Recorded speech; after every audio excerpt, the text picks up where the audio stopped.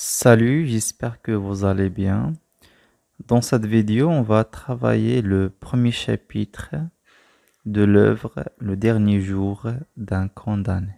Donc, bien sûr, on va essayer de travailler à la manière de l'examen régional. D'accord? Donc, on va commencer par euh, la question de la contextualisation, puis l'analyse et enfin les questions de réaction. D'accord? Donc d'abord, on va contextualiser ce chapitre.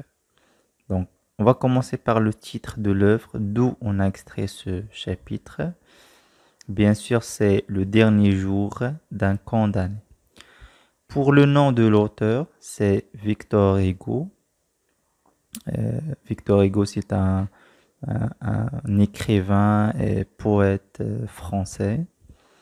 Donc, pour le genre, c'est un roman à thèse. Donc, un roman à thèse, c'est quoi? Donc, c'est un roman où l'auteur défend une thèse ou bien une cause sociale. Donc, ici, dans Le dernier jour d'un condamné, Victor Hugo défend sa thèse qui est l'abolition de la peine de mort. Pour la date de publication, donc c'est 1829, c'est-à-dire que le siècle, c'est le 19e siècle. Pour le courant littéraire, donc c'est le romantisme. On passe maintenant à la deuxième partie, donc c'est l'analyse ou bien tout simplement la compréhension du texte. Donc on va essayer de poser des questions et après on va euh, y répondre. Donc commençons par le lieu, c'est-à-dire où se trouve le narrateur. Donc d'abord, le narrateur, c'est, comme vous remarquez, il y a le jeu. Donc c'est un récit à la première personne. Donc le narrateur, c'est un condamné à mort. Donc on va dire que le narrateur se trouve à Bicêtre.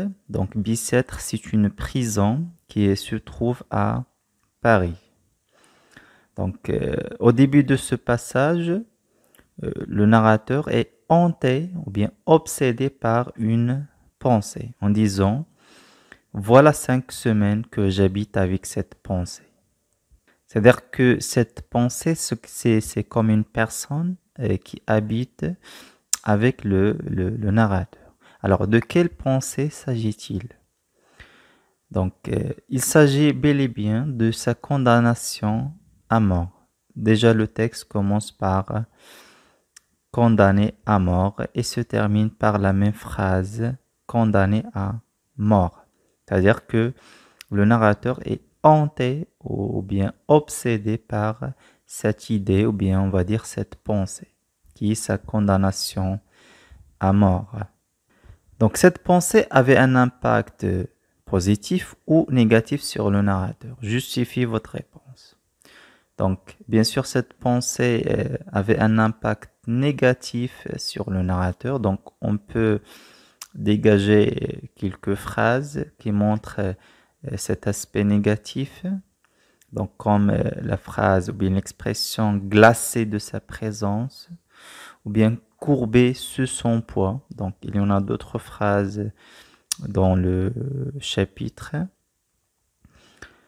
Donc après, le narrateur nous parle de son passé, d'accord? Donc sa vie au passé, ou bien d'autrefois, et sa situation actuelle. Donc la question c'est, quelle est la différence entre la vie du narrateur d'autrefois, c'est-à-dire au passé, et sa situation actuelle?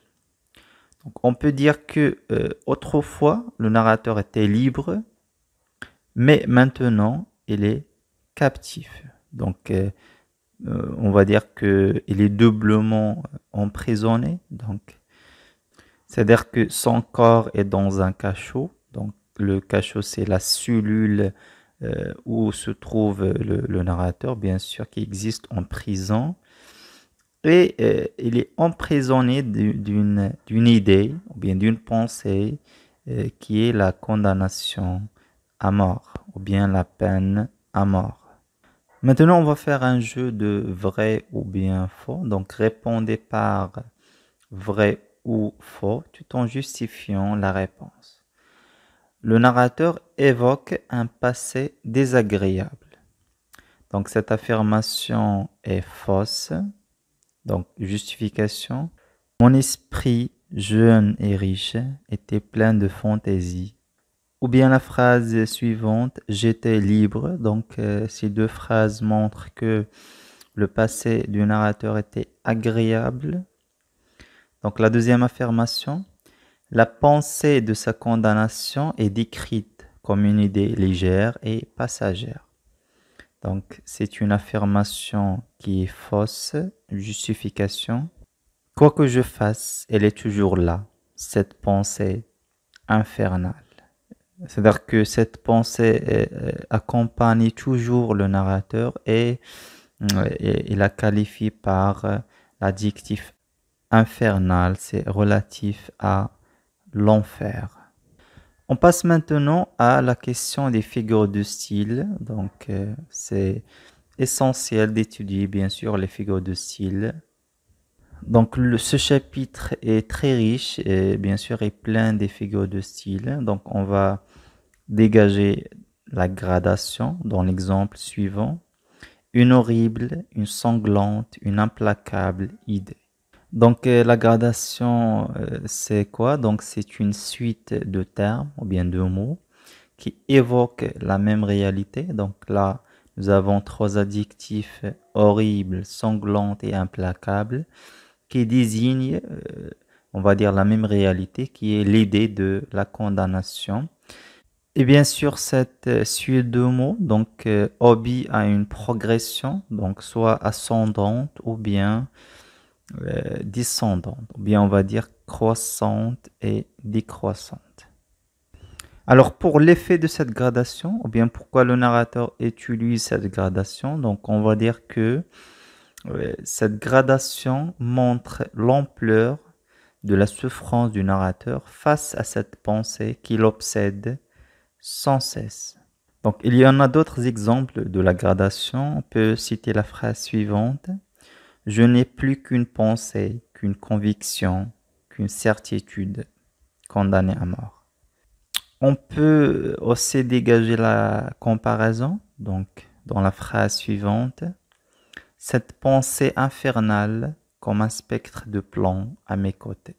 Donc, bien sûr, dans la comparaison, on peut dégager les éléments suivants. Donc, le comparer ou bien le sujet dont on parle, c'est la pensée. Nous avons le mot, l'outil de la comparaison, c'est comme. Et le comparant, c'est le spectre de plomb. Et entre, bien sûr, le comparé et le comparant, donc, il y a ce qu'on appelle soit le point de comparaison ou bien le motif de la comparaison. Donc là, dans cette phrase, c'est l'adjectif infernal. Donc on a déjà expliqué le mot infernal. Donc c'est un adjectif relatif à l'enfer.